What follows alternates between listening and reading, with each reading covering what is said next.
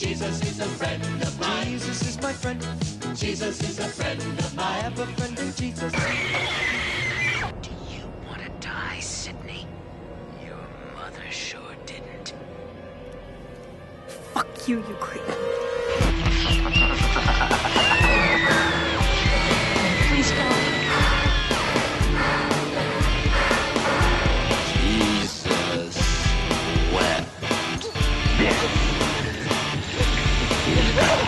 Tell the sheriff I got him. I got plans for you. I'm gonna slit your eyelids in half so you don't blink when I stab you in the face. You don't know what death is. I like to dissect girls. Did you know I'm utterly insane?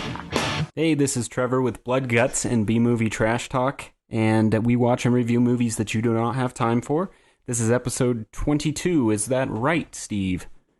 I think so. Oh, great. Well, we have a few other fine gentlemen here to introduce. Steve, I apologize for the weak intro there. Kind of eased you in. Yeah, you did. You just threw me in. But yeah, we got a treat for you. If you haven't listened to our side episodes, then you don't know who some of these assholes are. But if you have, you might recognize a couple of people from MF fame. You already know Danny Vasquez. Jersey hangs in the rafters at MF. But you may not know Kyle, definitely not Mexican-looking Cardenas. Have you seen this boy? That's correct. I'm as white can be. So, quick question, Danny and Kyle. What is this? What happened here with this Mexican last name situation? You both are way white. My dad is super dark, and my mom is super white, and I didn't get anything from my dad except his ups. Mad ups from my dad. His gains? Yeah, gains from my dad. You can't play ball. No, not at all. And Danny? I'm technically legally adopted, so that's my story. Gotcha. And is it Vasquez or Vasquez? Because I've always read it as Vasquez. It depends. So there's the How white. white are you? Yeah, there's the white person way of saying it, which is Vasquez. And there's the Mexican way. It's like... There are no R's. There are no R's rolls, Steve. Hey, Vasquez, have you ever been mistaken for a man? No, so it's Vasquez or Vasquez. Okay. Yeah. Got it. All right, so I'm the problem then. Okay, You I'm are just the saying it problem. incorrectly. So, actually, funny story, too. My girlfriend's last name is Vasquez, but she insisted it's Vasquez. Well, anyway, we're not here to talk about family lineages today, so fuck that. What are we doing? We're doing a little thing called basket That's case, right. Trevor. In a basket. My brother. You love it. You got the information? Oh, man, I got a load of information. So, this film, directed by Frank Henenlotter, it's 1982 horror. A rom zombie. A rom zombie. Yeah, I find it funny. Steve, I think you got the budget. $35K. Wow! 35,000. That's a low price. That was Now, definitely quite well impressive spent. for... The puppet was like at least 20K of it. Yeah.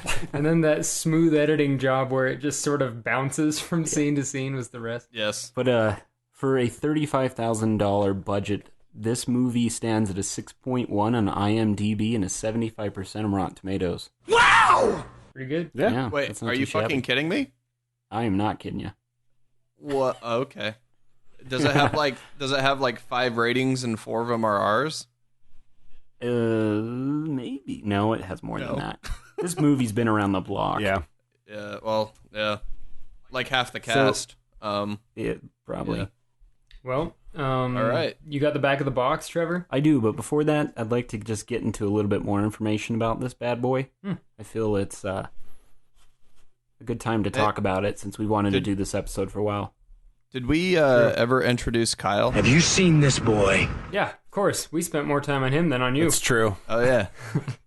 You never even said hello. We also have Danny somewhere here. Fuck y'all. Hey, I apologize For the audio, I forgot my pop filter, so I'm using a scream mask. Yeah. Got some of that pantyhose? All right, so a bit about this movie. So Basket Case was released theatrically in the United States by Analysis Film Releasing Corporation in 1982, the month of April, which I would say is one of my favorite months because it was the month I came out of my mom. Hey. Hey, same here. It played as a midnight movie for nearly a decade after the film was released, and then it was released on DVD in the United States by Image Entertainment in 98. Now, this version of the first version of DVD is out of print, and it's kind of hard to find it.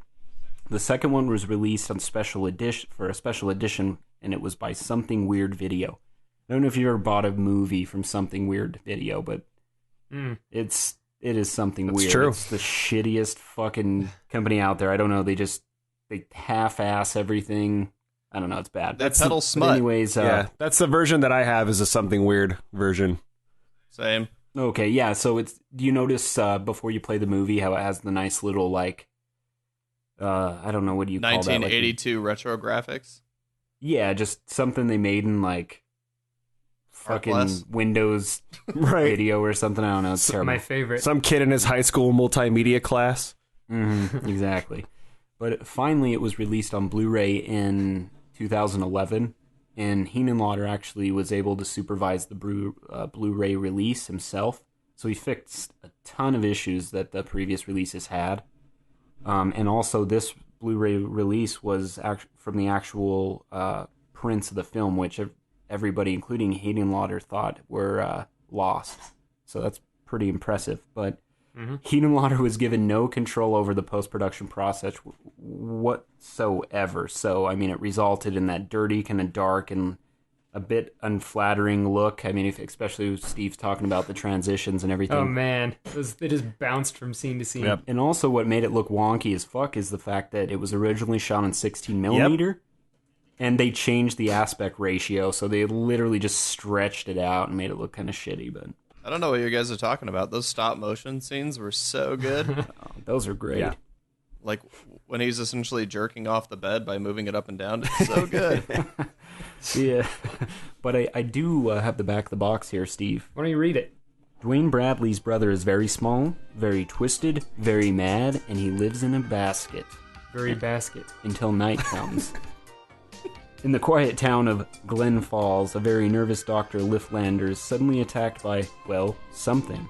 Something very small, misshapen, and very mad. Dude, The basket case is about he was packing heat too. He was popping shots. Basket Case is about a young man who was born with a Siamese twin attached to his side. At an early age, the monstrous twin was surgically removed, but lived to deeply resent his cutoff day. His normal-looking brother goes to New York carrying a large basket wherever he goes, and the basket is this hideous twin. Neither brother can rest until they avenge their surgical separation by killing the doctors responsible. A critically acclaimed horror classic. Rex Reed says, Basket Case is the sickest movie I've ever seen. The San Francisco Chronicle calls it a rare picnic for How horror big is the fans. back of this fucking box? It's huge. Is it going to be continue to be full of bad puns the entire way down? Because it sounds like Probably. it. Here's the last little line. It's a find in the tradition of Eraserhead and the Texas Chainsaw Massacre that you'll want to see over and over again. Well, I don't know who they paid for that, but that's a humongous box. It is pretty fun. That's another. It's like a Yeah. It's like a Is it a laser beta disc? Yeah, did you get a laser disc? No, this is off the first release, so. That write-up was another press release or is it- $5K off the budget. Yeah, I was thinking. I think it's a terrible, like, DVD Is synopsis. it in like 6-point Well, font? yeah. Because that was a shit ton. Right, and also, who put that together? It just sounded like somebody started writing and didn't stop. Yeah. Like they didn't even have an idea how they were going to structure it. They just started writing. Yeah, but I literally took a screenshot of the back of this box. Steve, you can be my witness here, and I Okay. just read it verbatim. That's it. So, It's a long one. no wonder they It's like it was re-released like it. printed sideways on a VHS. Anyway, before we get into this baby, do you guys recommend the movie? Yeah, of course. Why? Kyle, tell us. What? Tell us why. Why I recommend it? Because if you haven't seen it, you don't know what we're talking about. And then it means this episode is pointless.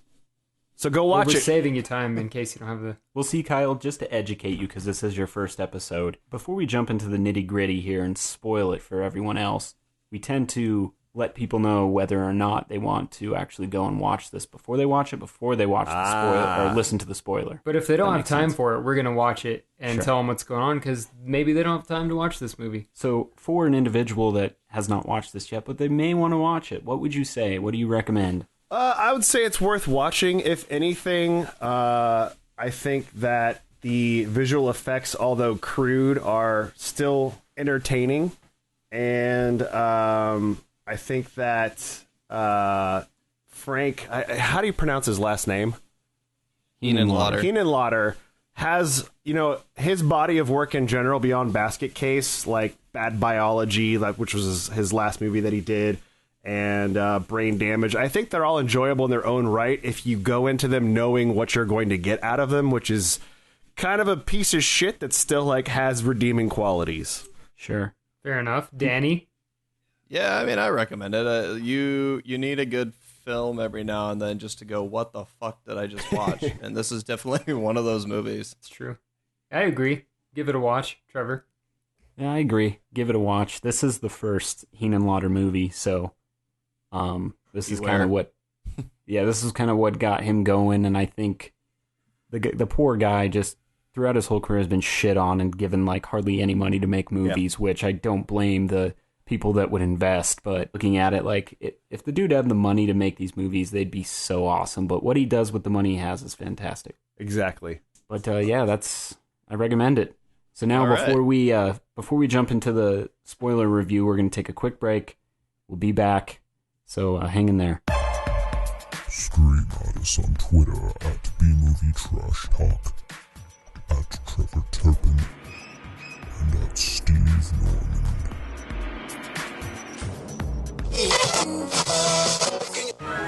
Make no mistake, Jack Slater is the last action hero, and now you can be Slater. Jack, help! Pick on someone your own size, Ripper! You asked for it, Slater! Piece of cake. Jack, look out! Whack! Whack! You ripped my shirt! Big mistake. Have a dumbbell, dumbbell! You're such a drip, Rip! Heat Pack and Jack, Hook Launch and Danny, Axe Swing and Ripper, and Dynamite Jack Slater sold separately. New from Mattel. Boom, we're back. Now, we got to jump into this. Yeah, I'm not really the Basket Case expert because I just barely saw it yesterday. But basically, Dwayne Basket Bradley carries around a basket. And Danny, you want to start us off? Can I, real quick, before Danny says anything, can I just comment how glorious Dwayne's hair is? Oh, it's fantastic. It is great. I actually was talking about how awesome his hair is. It's nice. That's a lion's mane. He had the best flowing locks in the entire business, and those are legit, man. But Steve, I do like how you're just like, I'm not gonna have Danny go over any of the facts. I'm just gonna have him talk first. He is the fact checker. I know. That's why I'm gonna wear him out first. All right, so I mean, we essentially start with it's a doctor, Julius Lifflander. Yeah, Lifflander, like Dr. Julius Lifflander. Everyone has great names in this thing, by the way. I mean, the next two doctors that they talk about in the movie and their names alone, it's just like you literally ran out of ideas and you're like, oh, that's a doctor name. Or like one kid's name is Dwayne. His brother's name is Belial. Like we knew he was going to be a monster, so yeah, no, they didn't really. Yeah. Anyway, well, I think it's safe to say I don't. Did the father name him Belial? Maybe he named himself. Because they eventually just threw him in the trash. Right. Because, I mean, Belial's it's a demon, like, from the Bible. So, like, was his dad just like, this guy's disgusting. That's, like, the worst name he could think of, or what? Well, he called it a monster. But we're going to jump into that after I talk about the beginning of the fucking movie, everyone. All right, please What happens? So Dr. Julius Liftlander is like running into his house and he's like, who's there? And no one responds, but all you hear is just like nothing. and then he's running into his house. He's trying to call someone. The authorities? Yeah, that's who he calls. He calls the authorities.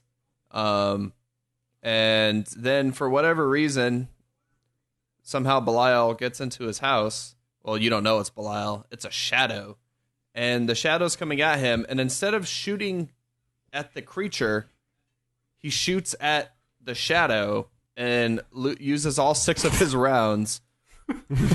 And why not? Why not? And a theme that you'll notice throughout the entire movie, once Belial attacks him, it's fucking...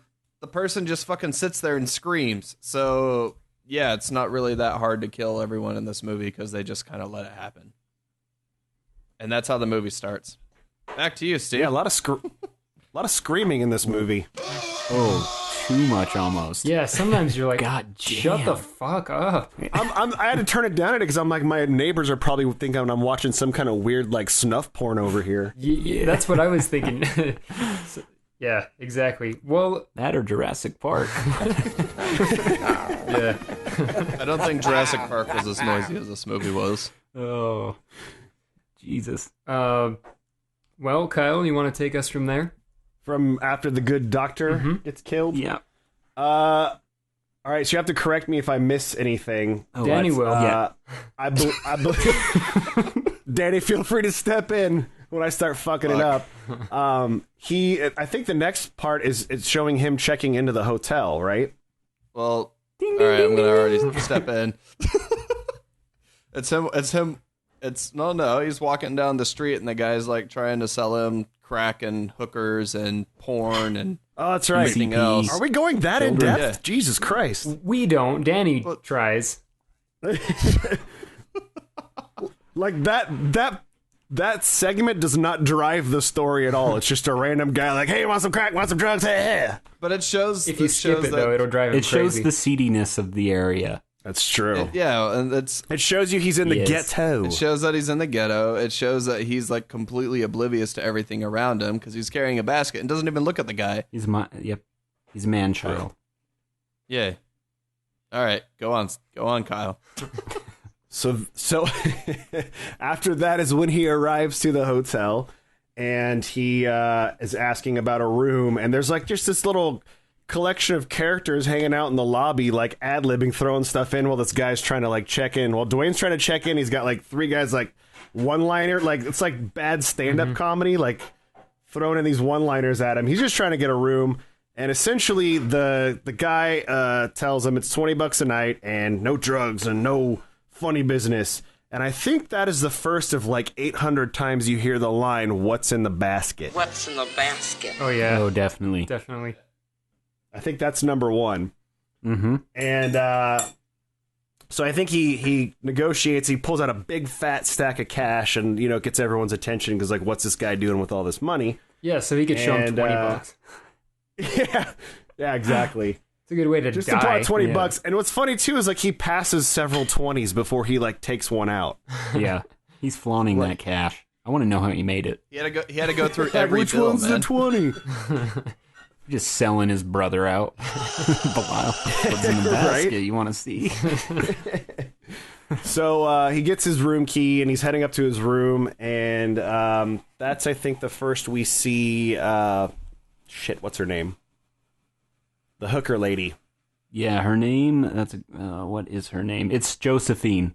Well, so That's there are true. 2 hooker ladies. There's Josephine, and then there's Casey. Casey's the one that he has All right. drinks with at the bar. Josephine. This one was the one that was like, "You're getting the That's best right. room in the whole place," and the crazy old Yeah, lady. so she's opening her door, and there's like this old creepy dude with his hand on her ass, and she kind of looks back at him as he's walking by and gives him like the weird like, hey.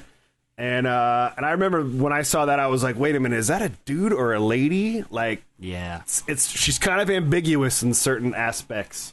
she makes. She has a. Aerosmith wrote the song about She's her. in almost I'm every pretty one sure. of Heath I don't Ledger's get it. movies too. Yeah, actually, she's in both You sequels, don't- isn't wait, she? I don't know if she's in the sequels, but I know she's in Frankenhooker. Oh and, yeah. And I know she's in a few other movies. She just makes a quick show up, but she's not like a significant character in any other movie. But Yeah. No, and Steve, I this don't dude looks get it. like a lady. Come on, man. So yeah, they get chit chatting. Yeah, they go get into the room. chit-chatting. He goes into the room, and then he realizes that his little freaky twin is hungry and needs to get some food. And heads back down to the lobby to ask where there's a place they can get some food. And they kind of, give him a little bit of a jab because of the cash he's got. So he's like, oh, there's nothing fancy around here. And he's like, no, I just want like burgers or pizza. So they send him across the street, and he comes buys back with like 50 hamburgers. Yeah, like 50 hamburgers, and starts like dumping them into the basket. So you haven't actually seen Belial at this point. You've just kind of know. Can I describe this part? Yeah, so absolutely. the first one, he takes the buns off so he could put just the patty. Then he starts throwing them with the buns and patty. Then he doesn't even take off the wrappers eventually. And just chucking them in. I'm glad you pointed that out because I was like, what the fuck is going on here? The first, I was like, oh, he's only going to eat meat. And then afterwards, it's like, oh, he can eat fucking aluminum foil. Who gives a shit? Yeah. It makes you wonder, too, like why he was being so careful with the first one if he was just going to dump them all in there to begin with. That's exactly what I was thinking. Yeah. I couldn't stop thinking about it, actually. The entire movie, he was just like, why the fuck did he dump the burgers in the basket? Why? So, Trevor or Steve, take it away. Yeah, so after this feeding, Dwayne is reading a huge, thick volume of medical papers and things.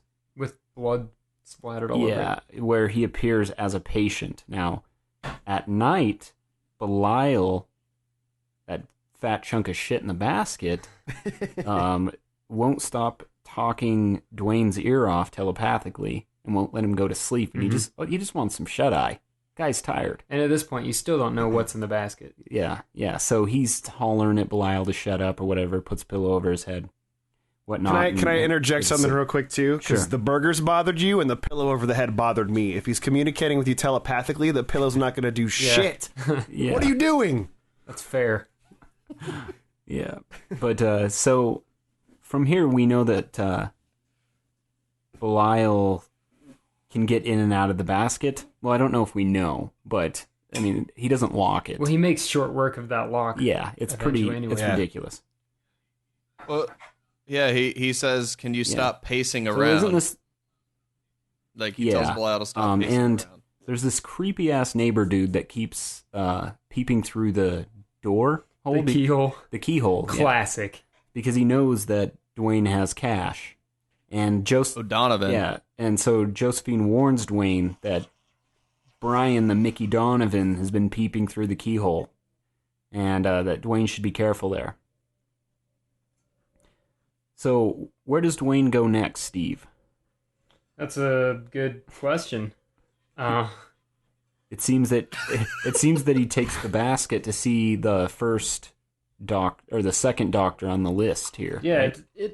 it turns out that Dr. Harold Needleman. Yeah, it turns out that he is going around trying to do away with some of these doctors, and so we'll just say he goes and takes a visit, and I was a little confused why he was showing the doctor his mean case of road rash, but eventually it becomes apparent that this doctor had something to do with the whole thing. It's true. But who does he meet before he gets the opportunity to sit down and talk with Mr. Needleman? Well, I believe her name is Sarah. Uh-huh. And she starts rambling. Sharon. Oh, hold on. Yeah, Sharon. My mistake. Yeah. It was close. Same thing. Yeah. So the movie has too many names. Yeah. There's a lot of names. Too many characters. This one that's a regular name was the one I couldn't think of. So yeah, he meets her. She's like, "Oh, I'm going to show you around the city." And then he's like, "All right." And then he goes and sees the doctor.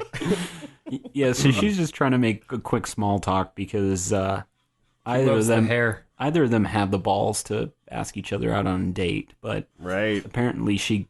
Well, and she thought he was the typewriter repairman at first, and this is where some of the great sound effects of the movie come in. Sounds like a mouse. It sounds like a mouse, and she's just like... Real high-pitched, like...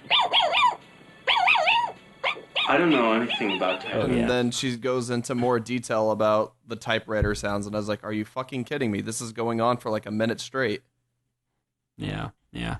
So Dwayne goes in and he shows the road rash, like Steve had mentioned. Yeah. My question though, I guess I missed this. What was the point of his doctor's visit aside from confirming that's where the guy was for later? Was there a point, or was that all he was doing? Just a good confirming question. that was the guy so they could kill him? Or? Probably. Just to kind of scope it out. Or Scoping maybe the property. Yeah, I would say so. But immediately after Needleman looks at the scars, I think he knows who Dwayne is. Mm-hmm. And so he gets him out of there as quickly as possible and contacts Lifflander. And when he... Cutter. Lifflander's dead. He is, but he tries contacting Lifflander and he can't get him on the phone. Yeah, my bad. And so he phones Judith Cutter, who falsely denies of knowledge of being part of this ridiculous... She's a veterinarian, in by the the way. basement surgery they performed on this poor kid. Right? Yeah.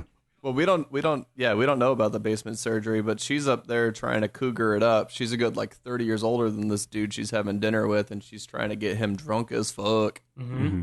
Yeah. So she's falsely denying this, and I don't know, for her well-being. But when you don't know that the surgery went down, so you're kind of confused as to why he's contacting her and why she's denying it. Like, maybe he's got the wrong number. I don't know. But we find out later on. Now, after this... Dwayne decides before they continue killing these doctors, he's going to go check out a nice fucking karate movie at the cinema. Oh, yeah. Now, I don't know what karate movie or kung fu movie he is watching, but do you, Danny? Come on, fact checker. No, I don't know if it was an actual real movie. I think it was called... To be honest with you. I know the one. It was called Bukkake Tears.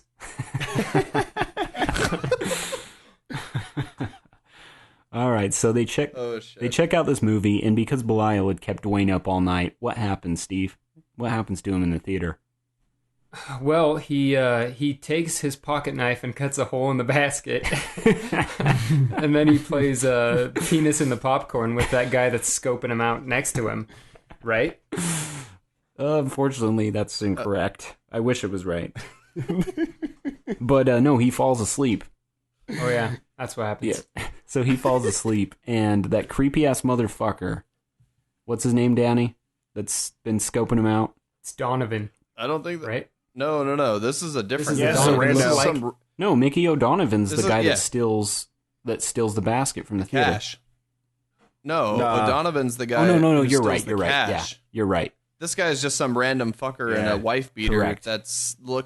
He looks like he should be in there to jerk off in the theater. He is. But yeah, this is just a regular thief. Probably was. You're right. Yeah. Well, obviously the movie title confused him. Well, yeah. So when's it start getting good?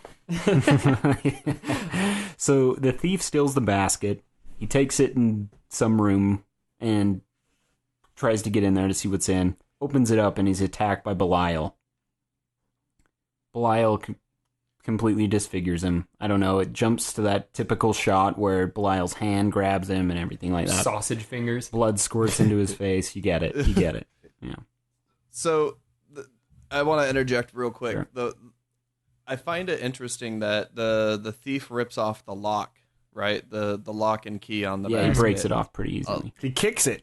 But but like Belial has already shown that he's got like superhuman strength and is super weird, but that little lock keeps him in the basket somehow. He's working on the honor system.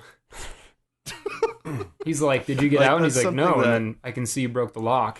Right. It's like that kind of thing. Yeah.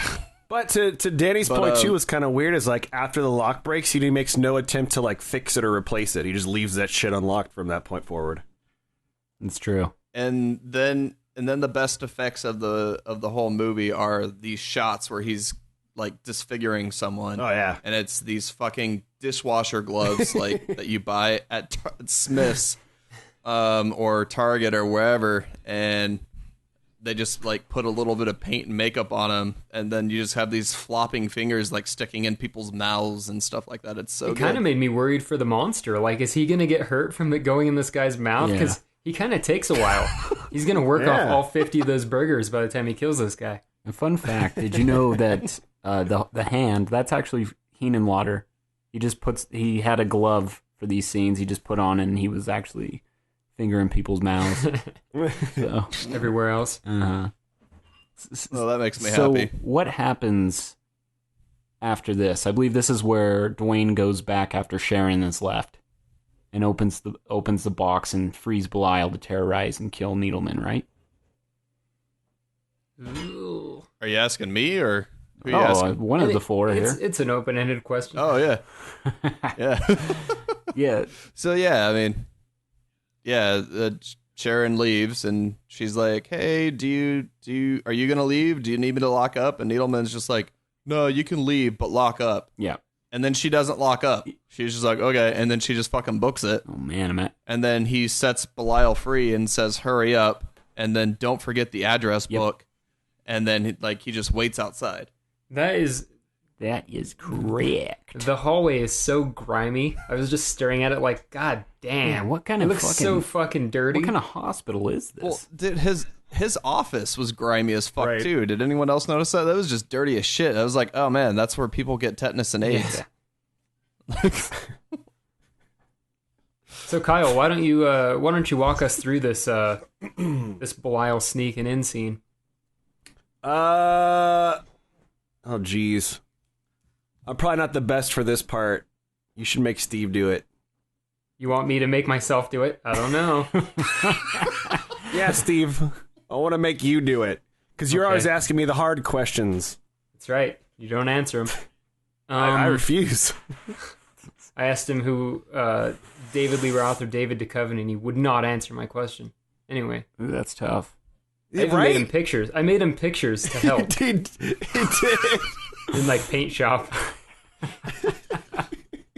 Like David Duchovny now or like David Duchovny in 1992? I would say 92 versus oh boy. Versus the young Roth. Oh man.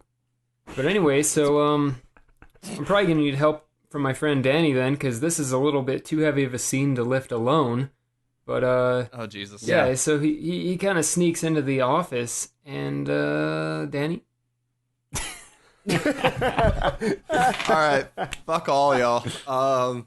So his version of sneaking into the office is Belial like grunting and groaning the entire way in. He doesn't fucking sneak anywhere. Like every time he goes anywhere, it's always like and he yells 15 minutes. Yeah, and then the next 5 minutes of the movie is just him going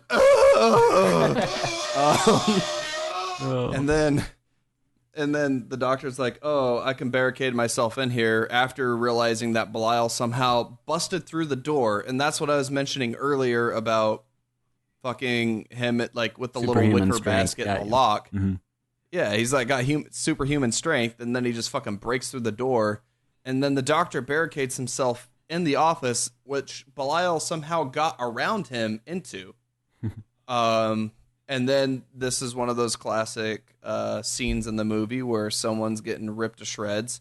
Belial, you see the entire foam puppet of Belial jump, and the guy just holds him like in his hands while Belial's like ripping apart his face instead of like throwing him because he's a fucking 20-pound blob.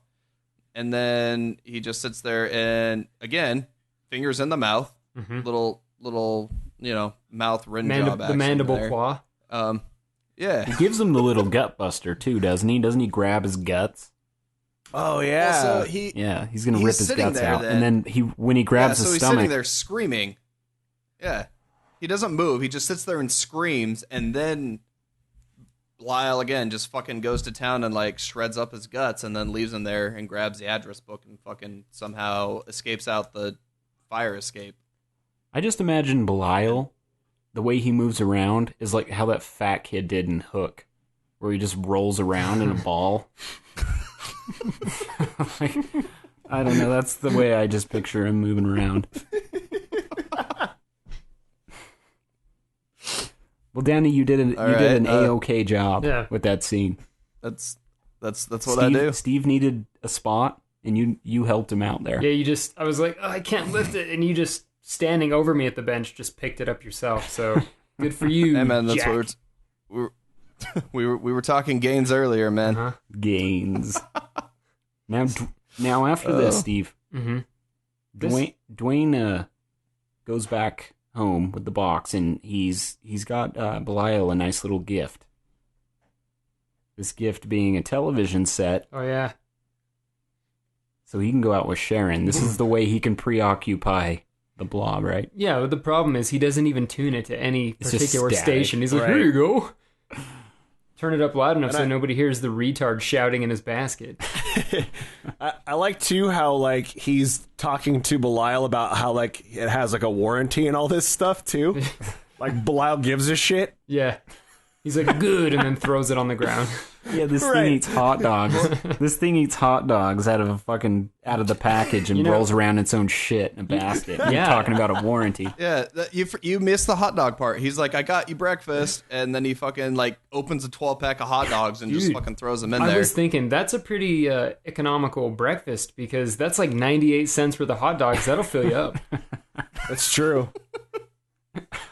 But yeah, And so he... obviously he doesn't. Yeah, I mean, he doesn't give a shit if they're cooked or not either. So No. Right. He's not picky. saves time. yeah. I was hoping that he would have had some sort of wardrobe.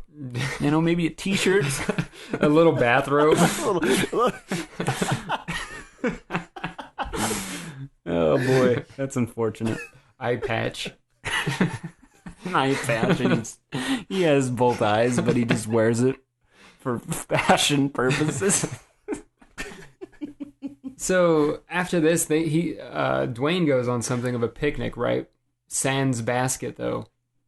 And then it come to find out they don't want to go look at the city. They were just like in one of the worst acted out scenes possible. They're like, I didn't care about the city, and then they're like, neither did I. And then It was just an excuse. it turns out it was all a ruse. Yeah. Well, yeah, and she's like, Dwayne, you're different. Dwayne, you're a dying breed. And then he just fucking sucks her face Yeah. off. So they You know start what's awkward kissing. about that too? Because like Wait. he's like 7 feet taller than her. So he's like trying to lean down, all like it's all awkward. It's like a giraffe trying to like I don't know what it was. It was terrible. 4.5 feet of that seven's his fucking hair. Yeah.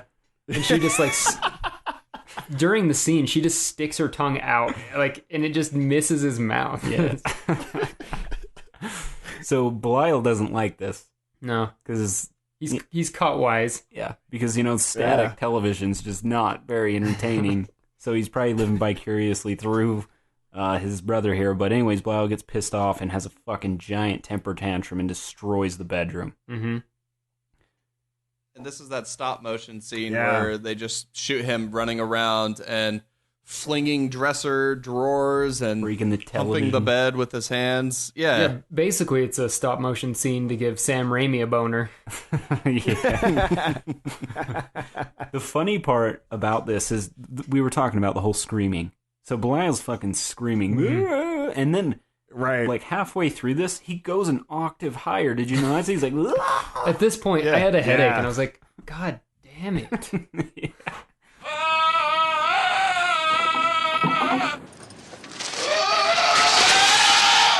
So I can't. I watched this on my computer, and for whatever reason, now that I have all this recording shit set up, like I can't listen through my speakers, so I have to listen through my headphones. Oh boy.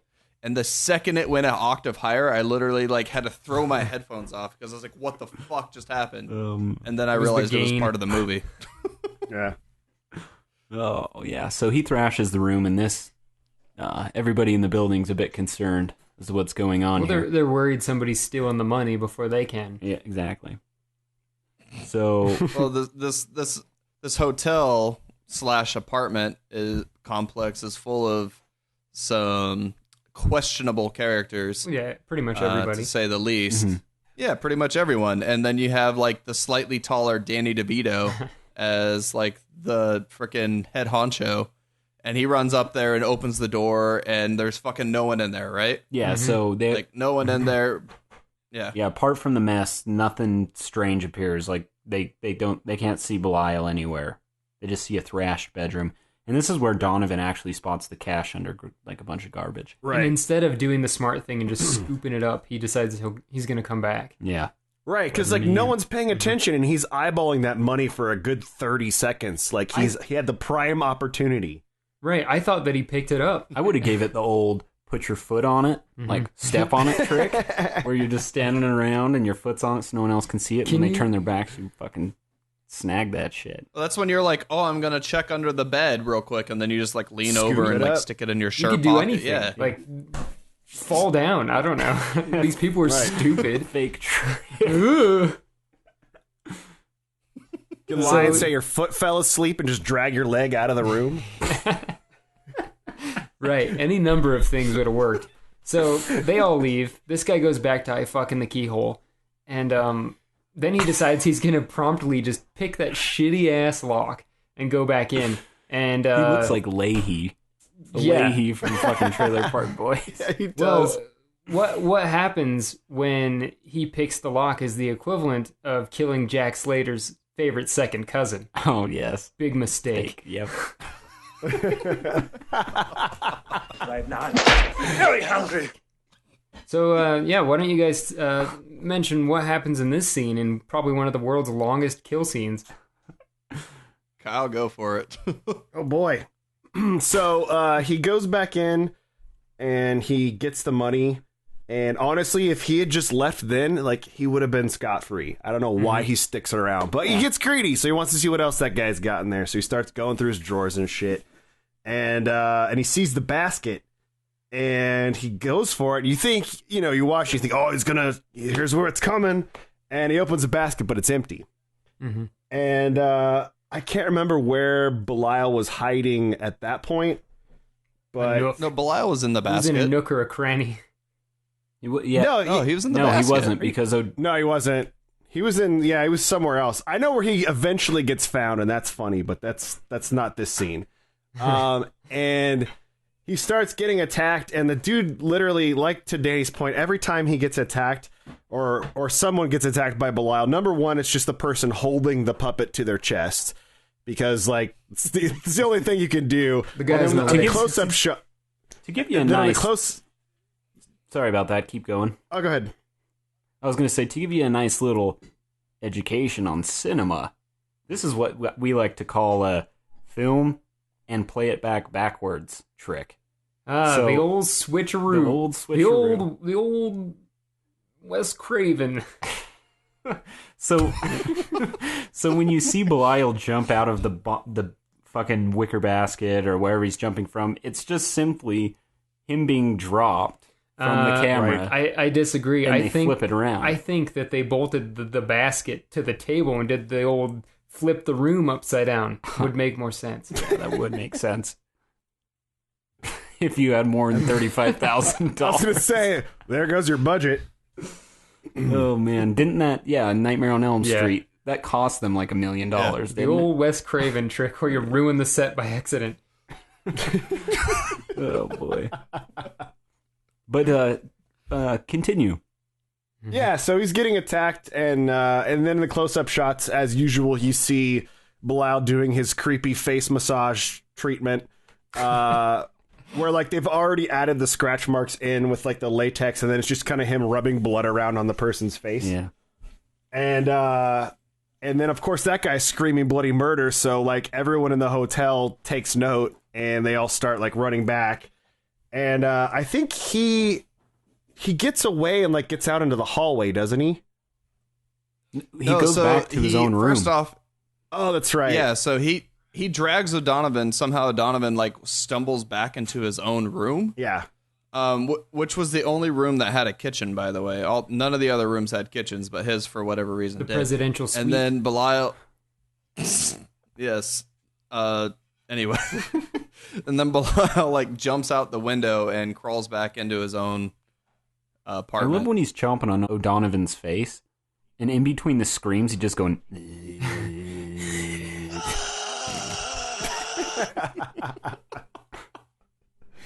It's fucking weird, man. But anyways, yeah. So keep going, Danny. Because of the telepathy, he is essentially... Dwayne is in the middle of his super tonguey makeout session. Mm-hmm. And then he's like, oh shit, I'm hearing something like a super high-pitched noise.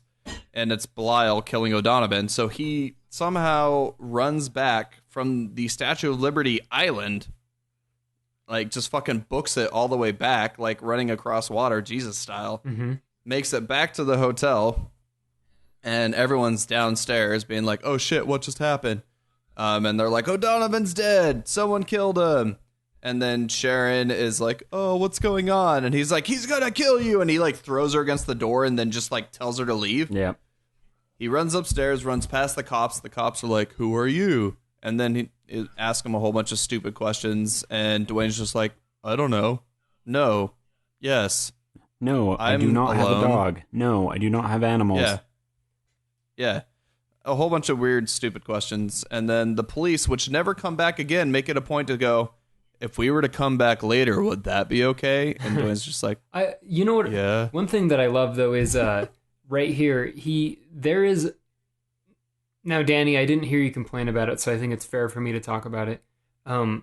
Okay. You hated in the forest when they didn't do their research on like the ghost spirits and what their names are. Now, I've noticed that you didn't complain that this movie didn't do their research in... There was a murder in this guy's room, and they're like, "Yeah, just go back to bed." And so he just goes back in there. No, I don't have a problem with it, but I'm just saying, gotta call it like I sees it. All right. Well, you got to also remember this is in the slums of New York. This is in the dirty parts of New York where the cops don't give a fuck. So, boom, Steve. They at least have like the crime scene tape, though. They don't even have that. Or at least fucking clean it up. Hand him the tape. Can you put this up? Just leave the blood. It'll dry. Put a newspaper over that. Yeah, just throw newspaper on it. So shortly after this, is that the part where they finally decide to track down the veterinarian, or is this when we see the flashback that he was actually separated? Oh no. No. This is where he's searching his room now because everyone's left it. And he's like, "Where's Belial?" And he's like searching in the basket under the bed, and then Belial, who is bigger than the toilet bowl, just fucking sticks his hand out, and he's in the toilet. He's like, "What's up, fam?" Yeah, but the police officer had actually opened the basket, and Belial wasn't in there. Yeah, it was clever. It was a build-up and nothing. But yeah, nope. Then we noticed that Belial's fucking fishing for some turds in the toilet. So I feel that you nailed that scene, Danny. Yeah. Now, this is the point. This is the bread and butter, right? This is the part where where we get into they were separated. Yeah, so in a very traumatic scene. Yeah, so this scene is where Dwayne takes the basket to the bar and he gets drunk with Josephine and tells the whole story, and you get the flashback. And this one's Casey. This is Casey. Josephine was the white woman. Oh, okay. That was talking to him. Yeah, I get Casey the was the one different with crack the old whore. So Trevor, I don't remember the exact details. Sure. What exactly happens in his story? All right, so Dwayne gets drunk and he spills the beans. I thought it was Josephine that keeps him company, but I thought so too. I don't know. We'll just say whore number 2. Okay. You're gonna need outstanding evidence to overturn Danny. Yep. So. Oh man, Danny, you should represent dude from Making a Murder. You may win him. You may win him the case. I don't know if anyone could beat Dean Strand, dude. That guy was a badass. All right. So, anyways, you know what? Fuck you, Danny. It is Josephine because I just looked up the quotes on IMDb, and Josephine says, "What's in the basket?" And Trevor, what does he say? My brother. All right. Okay. So. Oh, easy there. Well, that's all well and fine. But when she sees him, he's like, "Hi, Casey."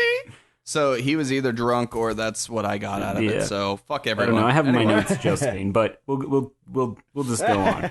So Dwayne takes a bath at the bar. He gets drunk with Josephine. She keeps him company. He tells her the truth, but she doesn't believe him. She starts getting creeped out because not only does he say, "Oh, my brother's in the basket," he gets into the fucking details of how it was a Siamese twin and they were separated. They had a fancy shirt that had a cut on the side so his brother could stick out. It's true.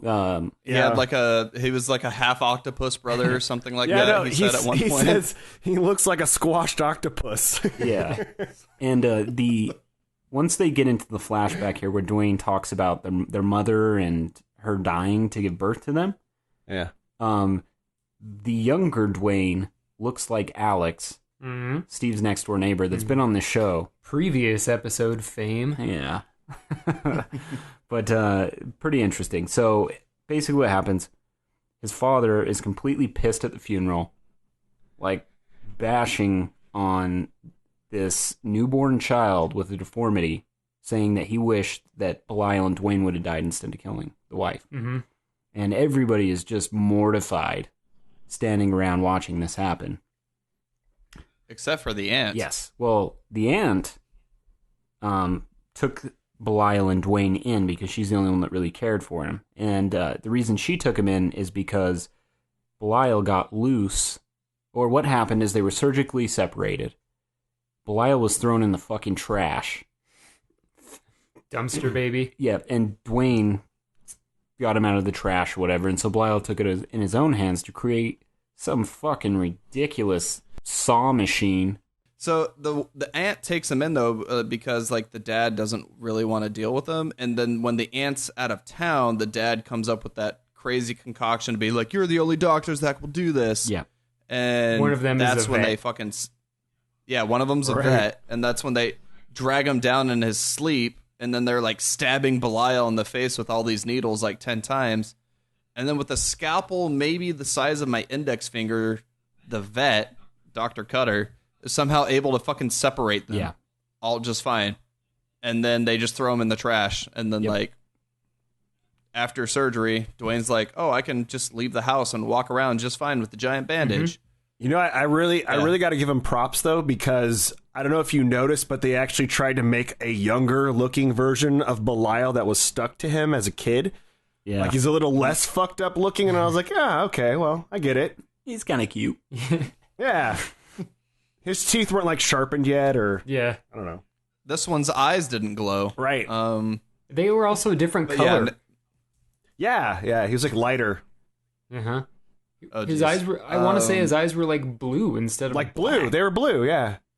I love the fact that the saw blade on this death saw sled was seriously bigger than, it was maybe like 10 feet by 10 feet. Mm-hmm. I mean, this thing was fucking huge, and it's like, who has a saw that big? Yeah. So, not to mention, like, all the other little blades at that point. Like, what are those even doing? I know. I know, like the pitchforks and everything that were sticking out of it. And then the dad just stands there. He gets killed. He's cut into pieces, and you see his two legs separate. And then it cuts back to them living with their aunt happily ever after. She's reading them a book by the fire, cradling Belial. And then it wipes to another scene where it shows Miss Auntie in a casket dead, and Dwayne's all grown up, and this is where he takes his basket and comes to New York. The dream ends, and it shows Josephine helping Dwayne up the stairs because he's just completely drunk. Shit-ass drunk. Like shit your pants drunk. Dude, he is like Danny Vasquez any day of the week.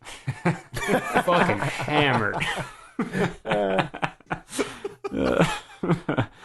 Oh, shit. All right, so that's that. Now, Josephine finally gets Dwayne to the bedroom. He insists that he can handle it because he's a gentleman, but he passes out standing up. And so she guides him to the bed. Puts him on his back. Safest place to put somebody if they're way trashed. Yeah. That's true. Yeah. Now, checks out. Yeah. You guys are teaching me a lot here. I don't know any of this. It's the side, Danny. You want the side. So, anyways, I guess Belial's left in the hall, and he telepathically wakes Dwayne up to go get him, and Dwayne immediately gets up. No longer drunk. Yeah. Goes, grabs the basket, puts it on the, the dresser, goes back in. Josephine gets a bit curious. She sees the basket. She opens it. Nothing's in the basket. Belial's missing. So Josephine goes back to her apartment and undresses and gets into a nightie and lays down in her bed and finds that Belial in the bed, baby. And she ain't having it. He does a little... He does a little over the shirt boob action. He's doing the Mr. Burns hand trick. He just does excellent.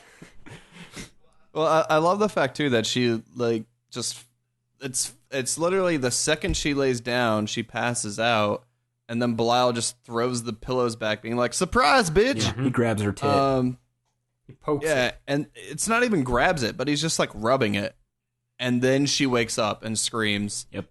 And then there's nothing in there, and everyone freaks out again. Yeah. And they find nothing when they look in the room again. Mm-hmm. Yep. Yeah. So now, after this, we jump to this final, not the final scene of the movie, but the final doctor scene. This is the cutter scene. We find out that she's a vet. Belial and his brother Dwayne go and visit her, and they're sitting in the vet office, and a dog is sniffing the basket and barking at it. Stupid dog. Mm-hmm. So what happens when they go into this office and Dwayne tells the doctor that his cat's sick? Anybody want to jump in on that? What happens to Miss Cutter here? Well, she gets diced. She does. She's curious as to what's in the basket, and Dwayne pulls the good old villain from James Bond trick. It's not actually a cat. You have to shit out everything that's on your mind. Sure. So he explains to her that it's not a cat in the basket. She insists that she asks the question, "What's in the basket?" Because everyone has to. Mm-hmm. And she opens it, and Belial jumps out and just starts fucking chewing on her face. And if that's not enough, he slowly creeps out of frame and puts his hand in her mouth, and then pulls her face into a drawer full of knives, surgical knives. Mm-hmm. Yep. Chops her face up. Then she screams for about 30 seconds before she finally meets her demise. Yeah, it feels like the screaming went on, and then the screaming went on, and then you're like, all right, that's probably... No, there it goes again. It's just like when Belial's screaming, you're like, that should have been cut 20 seconds ago. Right? Yeah, so this is again one of those scenes where he's just like hanging out on her shoulder this time and just like massaging her face. Yeah. And he's like giving her a mani-pedi and just like massaging the shit out of her face. And then she reaches for a scalpel and misses, and Belial's like, "Oh, that's a good idea." All of these instruments are laying flat. I would like to point out they're all laying flat, and he shoves her face in the drawer. And by the time everyone like opens the door, she's got like 7 to 10 scalpels just stuck in her face, like horizontally. They don't even finish her off. No, she just screams for another 30 seconds, and then that's all you see of her again. Could easily be just disfigured and goes on living and goes on living another 45 years. Yeah, and just has some grandchildren, and that's that. I don't know. But now we go to the scene where Sharon visits Dwayne, finding out that Needleman is dead. Right? They try. Yeah, I also like that. Like, so he walks into Cutter's office, right? He walked into Needleman's office. Like, none of these people ask for credentials or fucking anything. They're just like, "Oh yeah, sure, walk right in there, no problem." "Oh, you have a weird basket? Cool." No, doesn't he say he has an appointment? If I could just bring back up your point, Danny, about the neighborhood. Yeah. Fine, Steve. Fine. Okay. This is pre 9/11. People weren't as like skeptical back then. Yeah, nobody cared. It's true. They even showed the Twin Towers in this movie. Ooh, too soon? A little. No. Oh. Now, okay. Now, Sharon and Dwayne, this is where they try to have sex, but Belial does not want Dwayne to play just the tip here. Nope. Mm-hmm. No. Well, they start making out again, and then she literally just says, "Take me, Dwayne," after he gropes both her boobs. Yes. Isn't that how it's done? He does not want Dwayne to have sex or have any sort of love affair whatsoever. But that is how it's done. You rub the nips. He like reaches down and just like grabs both her boobs, and then she gets super excited and she's like, "Take me, Dwayne." And then Belial jumps out of the basket and starts freaking the fuck out. And for whatever reason, Dwayne just sits there and is like pinning her down. He wraps her up in a fucking bed sheet. Yeah. Blanket, and like fucking throws her against the wall out the door.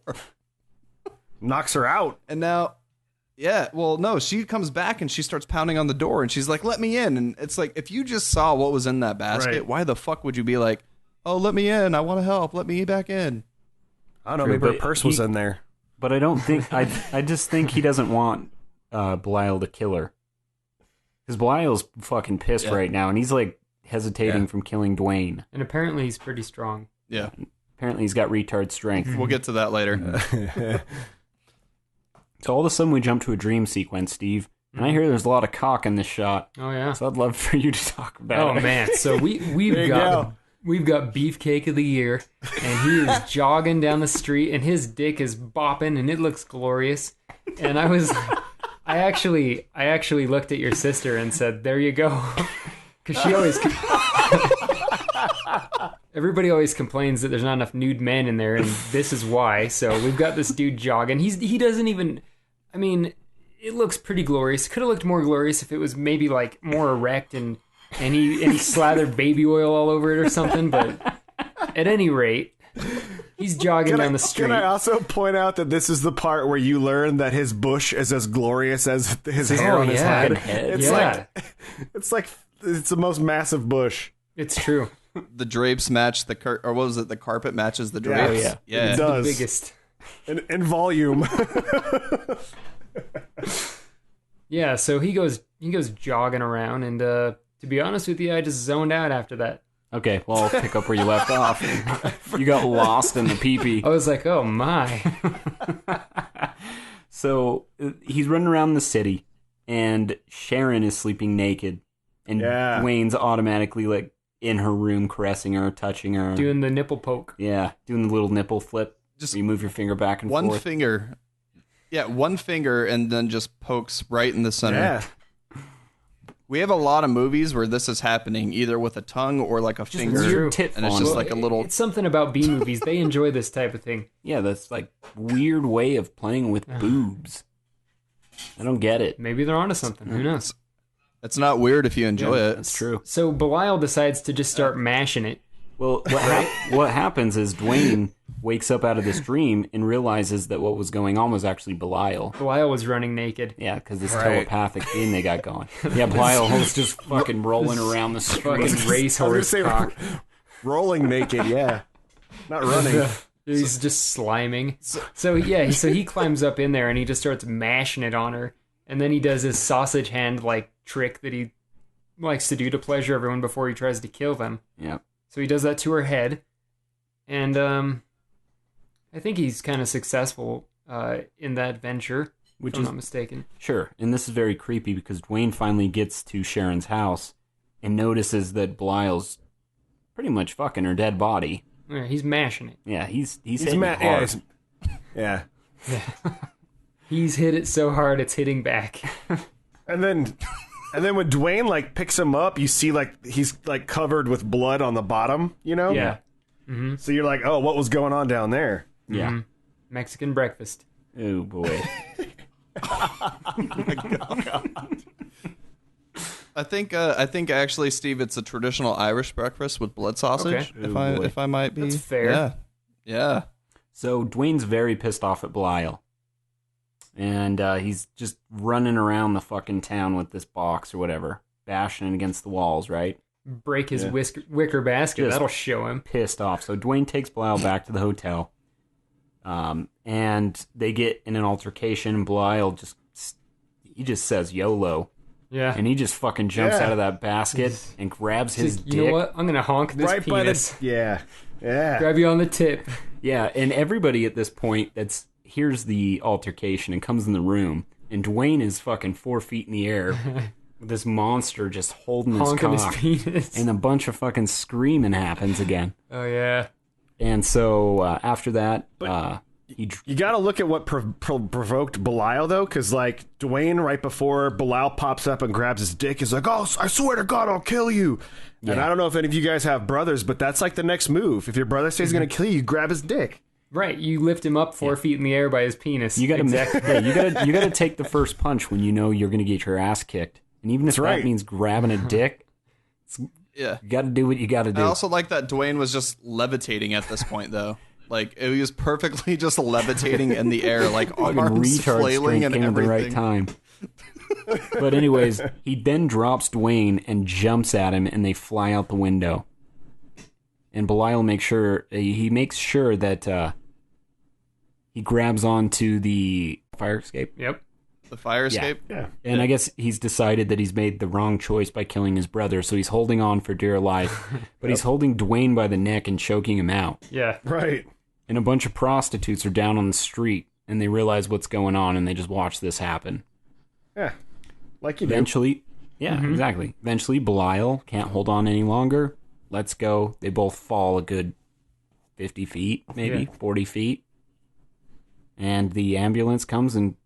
Credits roll, baby. Yeah. Well, guys, with that, I think you're going to like this movie if you like hearing the question, what's in the basket? Oh, yeah. Suggestive saxophone. Monsters that look like Murphy from RoboCop. Underwear stealing mutants. And finally, erotic asphyxiation after your brother honks your penis. If you like any of those things, this is the movie for you. Oh, I'm surprised the dick flopping didn't fucking make that list, but that last one made up for it. Yeah, I had to... You had to pick Had to whittle it down. Yeah. Oh, that's fantastic. So, with that being said, why don't we go around, see what everybody thought in a little bit more detail, and then we'll decide what the rating is. So, how about you, new guy? What did you think about the score, the villain, and then we'll pass it on to Danny. Well, I think considering the time frame, it being early 80s, it actually, when you look at sort of the splatter type movies that came out of the 80s, it kind of was almost a pioneer in that regards, because it was a fresh take on something. It's certainly an original story. I that you can give it that. And regardless of some of the ways that the movie stumbles overall, I still think it was a pretty enjoyable thing to watch. It has redeeming qualities. And my standards aren't the highest anyway, so I'm probably a bad judge of a movie's worthiness. But it meets all my criteria in that it's entertaining to me. It calls to my inner 14-year-old and stuff that I think is funny and entertaining. So I liked it. What about the score? There was a score. There is something of a score. We can I leave don't it know, at that. honestly. I guess I could leave it at that. It's kind of unmemorable to me, honestly. All right, Danny, I know it's going to kill you, but let's see if we could keep it short.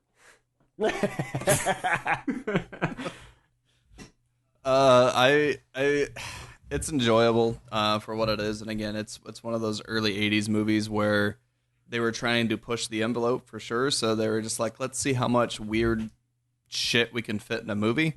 It's along the lines of shit like Mangler and shit like that, it's just and Maniac, it's just one of those like New York street trash movies. I don't know. Yeah. Mm-hmm. It's fun. It's definitely fun. As far as the score, I thought it was hilarious because it, like, the part where he's talking about like it killed its mother and the makeshift operation in the fucking kitchen. It's literally just like a harpsichord / organ being like do do do do do do do, and then like a fucking bass drum. Yeah. I fucking like I don't know. It's a fun movie to watch. If you go into it knowing it's a trash movie, then you're gonna enjoy it. Fair. Yeah. I thought that it was pretty enjoyable. My only beef with it was the fact that maybe there could have been a little more penis honking. Like metaphorically, literally? Literal penis honking. Honestly, though, the only thing that I didn't like about it was the fact that the screaming went on for so goddamn long. Yeah. Seriously. You don't realize how big of a pain in the ass that is until you don't have a remote to turn down the volume. But I didn't have the remote to turn down the volume, and I didn't want to get up, and I was like, God damn. But I think in post-production they were like, oh shit, this movie's actually really short. How do we lengthen it by about 10, 15 minutes? And they're like, add more screams. And turn it up really loud. Yeah. Oh, yeah. The score, I thought the score was something like a jungle beat score. There was a lot of jungle beat going on. And then there was a weird, shitty version of the Phantasm theme at one point. Really? I thought. I'll have to listen to it again. That's funny. What do you think, Trevor? So I'll go with villain first. Oh yeah. Also, I liked him. Yeah, he's great. So he's this is a great monster movie.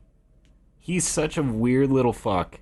And I just love the whole basket thing. Dwayne carrying around the basket, and he hops out, kills people.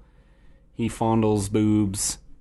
Doesn't like his brother getting any action. But he wants to. He's like that little brother, except he's way badass and kills people. Stronger than you. And I think the special effects and the money they had to work with it, they did well. I think Heath Lauder is one of those directors that just, like I said, got fucked. And every movie he makes would be so awesome if he had the money to do it. Mm-hmm. So awesome there. The score, really, really kind of funny, kind of jungle beat, like you said, and they have the little weird, like the weird, I don't know what the fuck it was, but very interesting. And as we go through this, that was the sound of getting a boner, and you just pull it down so it bounces back up. Yeah, but it's like a slide whistle. Yeah, but as this trilogy progresses, they kind of take that original score and put a twist on it, and it gets more fucking ridiculous. Like if you listen to us talk about the score in Head of the Family, it kind of gets like that. So nice. So it literally turns into a carnival. Yeah. Hey. Yeah, that's my thought. All right. Well, in that case, last thing, let's rate it. So the way the rating works for our newcomer here is we rate out of dumpsters, 1 through 5 dumpsters, 1 being the best a B movie could get, and all out 5 dumpsters is a dumpster fire. So why don't you start, Kyle? All right. I'm going to put it right in the middle of the road as a 3. 3 dumpsters. It was ambitious. It did fall short in a couple ways that you would expect a B movie to, but it was overall enjoyable. And it didn't at least fall into the camp of movies that are bad and have become self-aware, because when that happens, I think that really ruins it. So, yeah, I'm going to stick with 3, middle of the road. Not Nice. the best I've ever seen, not the worst, but enjoyable. Nice. Danny? I'm probably going to give it like a 2.4 dumpster fire. Nice. Just because I've seen this movie several times, and every time I just can't not think of how ridiculous it is. And I went into it the first time knowing this was going to be trash, and it ended up being a trash movie, and it was enjoyable for what it was. And again, the villain being a fucking creature that's just carried around on a wicker basket that can magically keep him in place until the lock's broken off. I don't know, something about that I just laughed at so much that I enjoyed it. Nice. Yeah, I think that I would give it a 2.5. The guy's a rascal. He likes to hide in the toilet. He sleeps in a box. Blatant disregard for new tube TVs. And he's the ultimate cockblock to the point where he tries to bend your dick. So I would say 2.5. Holy shit. What about you, Trevor? I'm going to give this one a 2. Now, this movie just goes back to when I was little. Like, I remember I had those cousins that were like a decade older than me, and they'd let me watch all this garbage all the time. And this was a movie they'd watch over and over. And the creature is so fucking ridiculous. And just not only how he kills people and waddles around, but the noises and shit he makes the are noises just are pretty fucking great. hilarious. So, I don't know. And as this trilogy progresses, it's just so funny and just such a great idea and concept. I love it. Trevor, you gave it a 2 because that's where you got your boob technique from, right? Yeah. Oh, yeah. Just made him the coxman he is today. Yes. The one finger poke. There's been many times where I have my cell phone with the YouTube clip of Lyle playing with Titty. And I just look back and forth and kind of make sure I'm doing the right thing. Line him up. Yeah. Yeah. Well, with that, then I guess we recommend this movie, so check it out. It's a good one. I guess we can go through the list of things you can catch us on. Yes. But before we do that, this is a retrospective, so we're going to hit 2 and 3 right next episode, so stay tuned for that. But you can follow us on our website. All the most recent podcasts will be there, Steve. bmovietrashtalk.com. Boom. Facebook. www.facebook.com/bmovie trash talk. You can go on Twitter. You can get us at B-Movie Trash Talk. You can get Danny. Let's start with him. Danny Butternubs, which I feel is very appropriate for this movie. Kyle. ATM Hacker, and the A is a number 4, and the E is a number 3. Good luck. You can get me at Steve Normand. You can get Trevor at Trevor Turpin.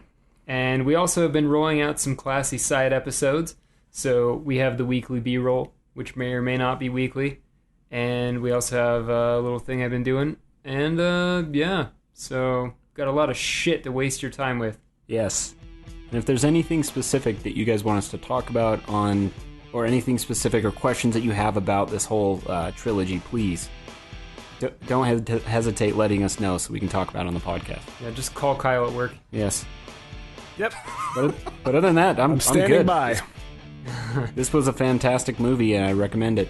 All right. See you guys. Bye.